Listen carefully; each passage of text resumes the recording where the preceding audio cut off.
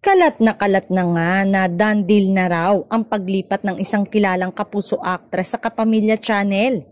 Hindi naman nagulat ang marami sa kwentong ito dahil hindi na nga umano nabigyan ng magandang project sa GMA Network. Ayon pa sa kwento, hindi na raw siya nag-renew sa management group na nag-handle sa kanya at nakipag-usap na ito sa ABS-CBN. Kung ang ibang kapamilya artist ay gustong lumipat sa GMA7, eto namang si actress ay tatalon sa bakuran ng kapamilya. Kaya maaaring isa ito sa mga dahilan pero nakakapanghinayang naman dahil nakilala siya bilang isa sa original Kapuso artist. Karamihan sa mga fans na ito ay supporters ng mga programa sa GMA7, kaya nalulungkot sila kung matutuloy ang paglipat ng aktres.